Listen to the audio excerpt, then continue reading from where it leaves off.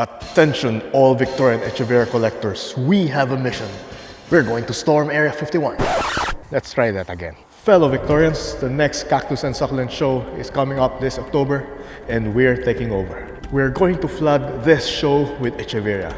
That's right, absolutely flooding it with Echeveria. For many years, the show has been dominated by cactus collectors because let's face it, there's a lot more genera inside the Cactaceae family. Historically, or at least within the last few years that I've attended the show, there's only quite a handful of Echeveria. We're going to change that this year.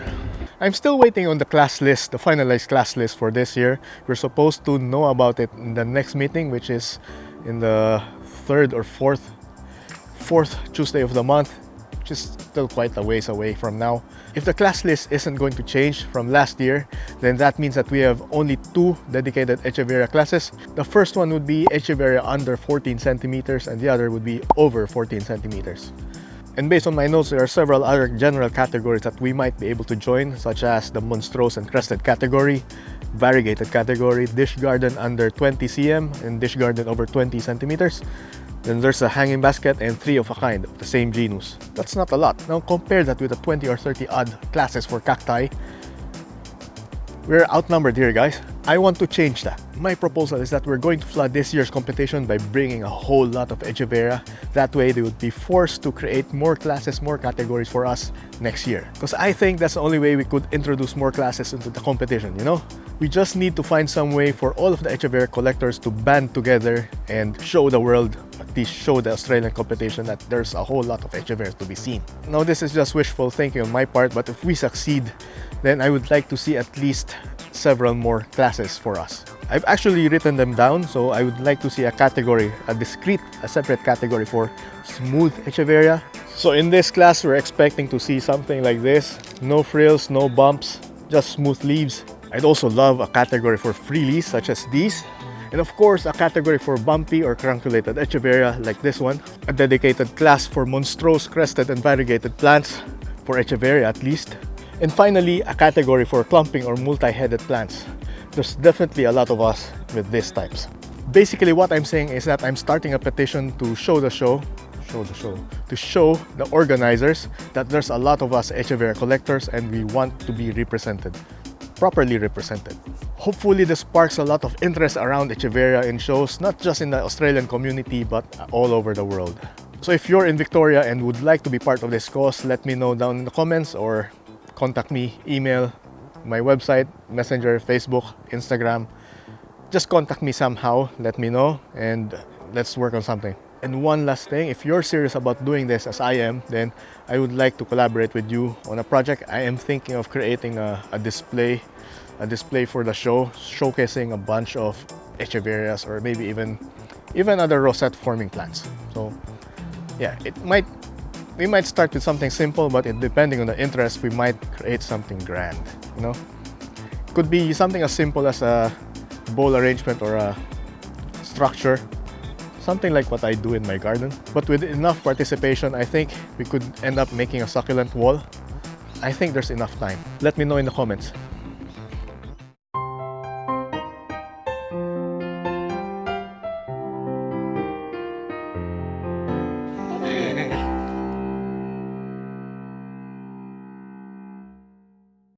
So in the last few episodes, I was working on this part of Project Do, particularly this Initio tower right here. And the next thing that I wanted to do was start working on this area with the Agavoides. So I'm thinking of setting aside this section right here on the left around the logo bowl. And this would be my new Agavoides area. You know, I need to think of a better name for that. Something as witty as Philippines right here. Also, you might have noticed that this video is coming out late.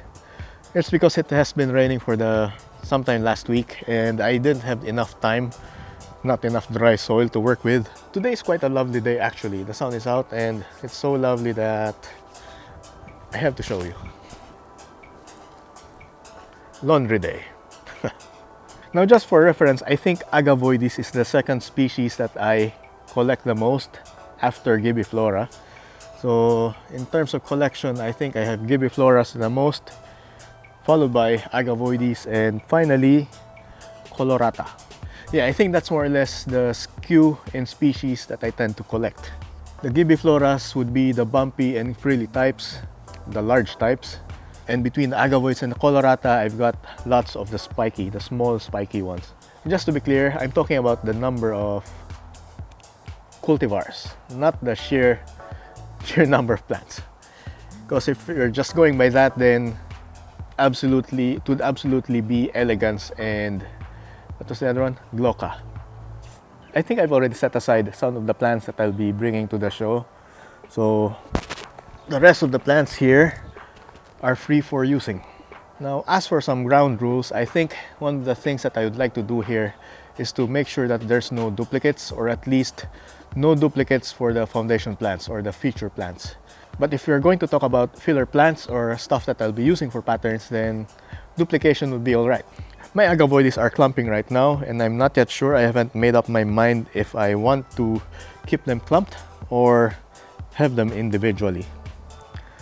But I guess I'm going to keep them clumped for now because it's still winter and it's not like the offsets, the pops are going to grow on their own right now. Because I've got a few plants over in the stream that I have chopped last, I think early winter or late autumn, and to date they still haven't developed some roots. I don't think now is a good time to separate any of these plants. Going by that first rule, I'm going to take the more presentable one of each type. Say I've got two Romeos here. I think this one is a bit bigger and looks better, so I'll keep this one here. The other one I'll separate for now, and I'll decide later what to do with that.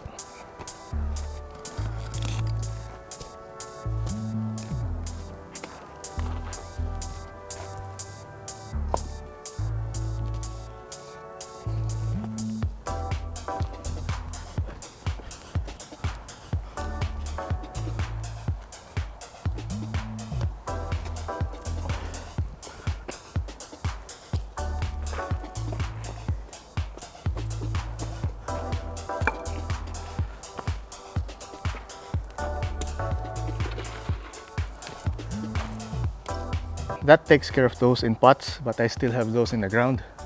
Let me show you.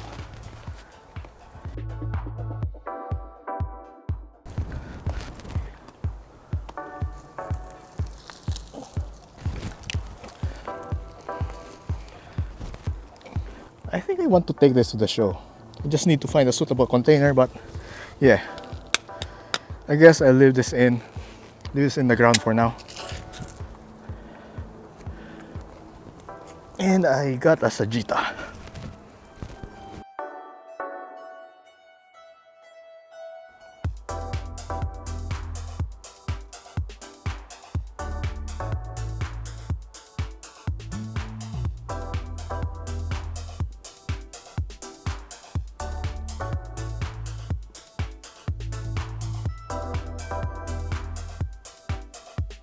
So apart from those that you've seen so far, I'm adding 3 more. This is an Echeveria Gramut, Mountain Range, and a Sagitta. Closer look. Gramut, Mountain Range, Sagitta. Still quite young plants, so they are not looking their best. And some summer winter damage.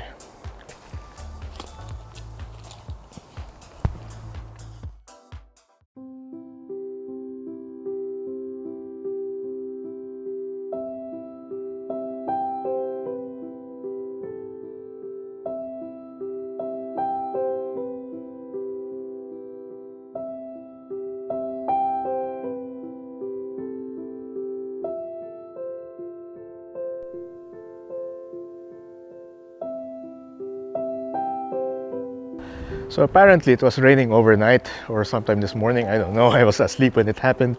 And yeah, the soil seems to be still a bit wet, which is a bummer since I was really looking forward to working on this today. But we have a surprise. I received a parcel from my friend Gloria of the Succulent Stop. And you can have 3 guesses what's inside this box. The first 2 don't count. And if you guessed plants, you're right. It's been quite a while since I last did any unboxing video, so let's get right to it. So let me just clear this table, make a bit of space, that way I can unwrap in peace.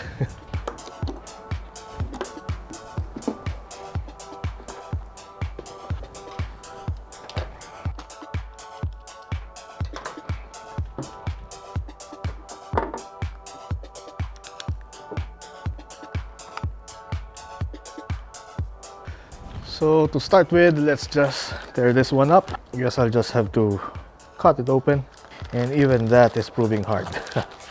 There we go.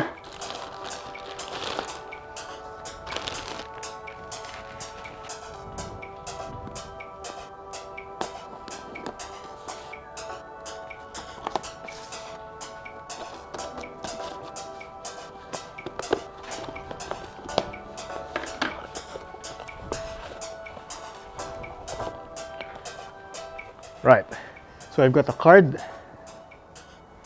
and the plants in the box are numbered, just like how I prepared them. Let's go ahead and take a peek what's inside this card here. So just to give you a little bit of backstory, this is actually a swap, because I helped Gloria with setting up the design of her business cards. And in return, I was perfectly willing just asking for cuttings of the Rhaptopetalum mendozae, and those are pretty common, they're easy to grow basically. And I was hoping to just use them somewhere in the garden, filler plants, somewhere in the Patreon shrine. I guess Gloria was just feeling generous and gave me a whole lot of other plants, my choice of course. And she listed 12 different types of plants. I'm not sure if you can see that. But yeah, 12 different plants. And let's have a look at them one by one.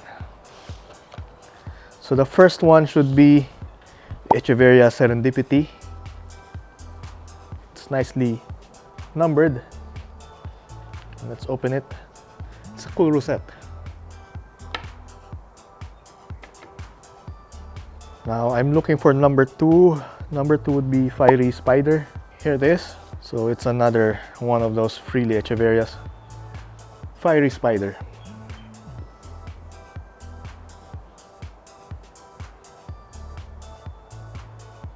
Number 3 would be Rhaptoveria manda. Here it is. It looks a lot like the Bambino, and I can't remember what the Bambino is a hybrid of, but take a look at yourself. From what I can tell, the manda has a Paraguayense influence from the Rhaptopetalum side. As for the Echeveria, I'm not really sure. I would take a guess and say elegance, but who knows. Number 4 would be the mendozae, and there's a whole lot of them, small cuttings in this box. If you have a look here, lots of cuttings. So I'll be having a blast using this to fill up the Patreon shrine. Thanks, Gloria. Number 5, Crassula surprise party.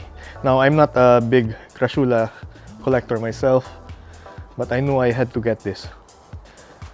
Here it is. I used to have some of these, but I'm not sure where I planted them, and they have either dried out or burnt, or I might have accidentally removed them from the garden, which is why I agreed to get this one. It's quite easy to grow. No wonder, maybe at the time I felt it was a weed or something, but I've got it again and it's staying this time. Number 6 would be Sedum potosinum, and let's have a look.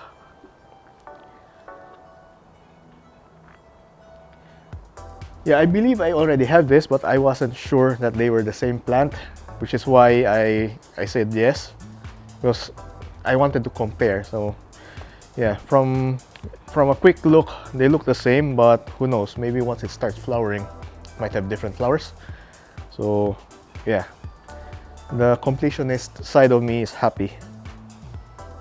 Rhaptopetalum rose queen for number 7, and I do have this, but I wanted to make more of them because I'll be using them as fillers, and Gloria has excess, so why not? Here it is, Rhaptopetalum rose queen. They really look nice as a clump, and that's the very exact reason why I picked them. Number 8, it's Crassula expansa subspecies fragilis. So let's have a look and see what it is, because I have no idea. I might have already seen this before, but I'm not familiar with the name.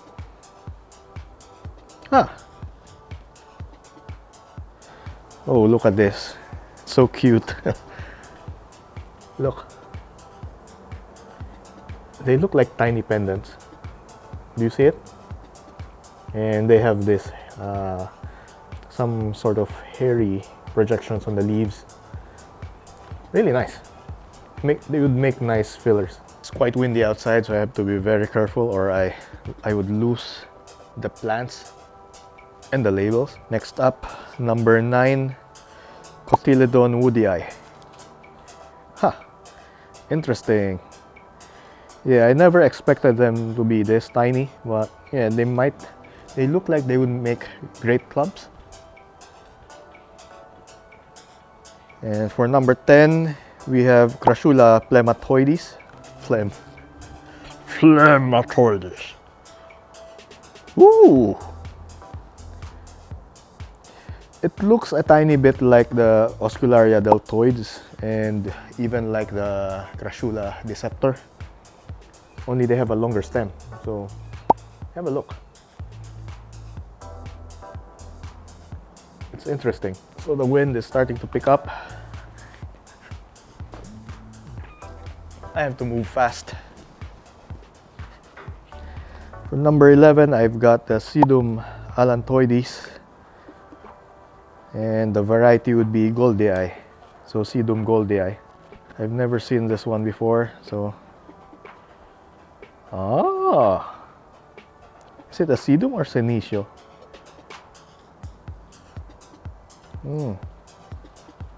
I opened the wrong one because this definitely looks like a senecio, and I was right. This is a senecio antandroi. Here's what it looks like. So this is number 12, senecio antandroi. And for the one that I skipped, the sedum goldii, it should look something like this. Pretty interesting, if you ask me. So that was it. Those are the plants that I got from Gloria of the Succulent Stop. You should check out her Facebook and Instagram pages. In fact, this right here is her business card, so you can use this contact information to get a hold of her. If you do reach out to her, tell her Chuck said hi. So right now I'll be dealing with them being unrooted and out in the open. I was originally thinking of just placing them in this tray, but it's quite windy outside, so I think I better place them in actual pots. Huh.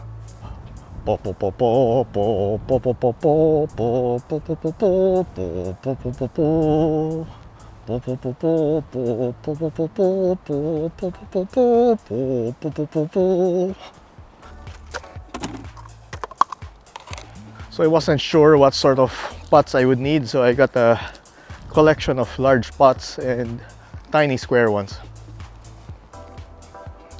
Since these are tiny unrooted plants, well, most of them are, I'm just going to, I don't know, place a bit of soil. And for that, I'll be using this premium bag of succulent soil. And I just need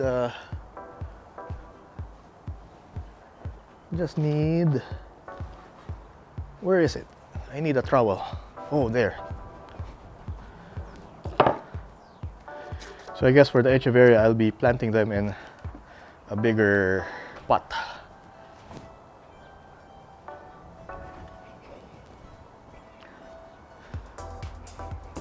To avoid spillage, I'm just using this little tub here, and I'll be doing my replanting inside of it. Just get this out of the way.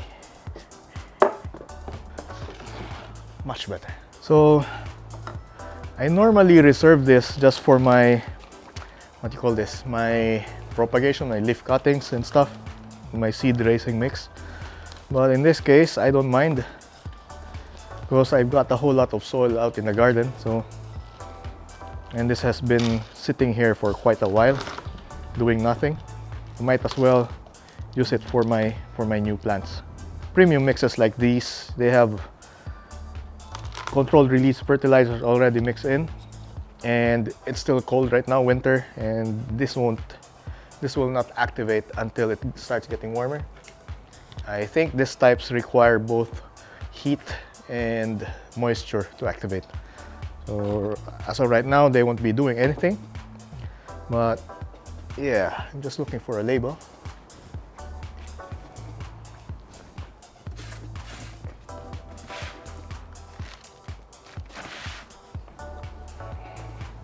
I'm so disorganized.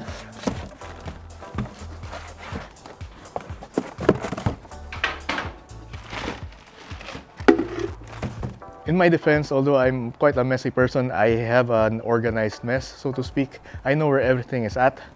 But the problem is, once someone touches my mess, my different piles, and move them around, I can't find anything anymore. So I'm sure some of you can relate. Where are they? Where are they? Oh man, I seriously can't find them. I guess this will do for now. These are some of my old ones. I was hoping to find the more slender types, so they still have names on them. I'll just use the reverse side. So again, what was it? Number 1 was Serendipity. Number 2, Fiery Spider. Just to keep this video from going longer, from dragging on, I'll just stop talking now. Montage!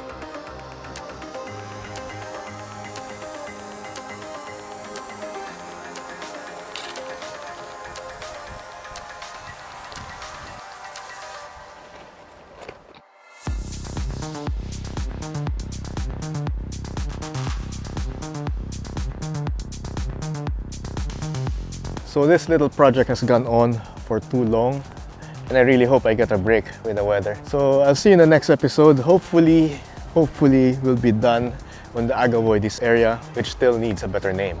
So I'll see you then. Bye.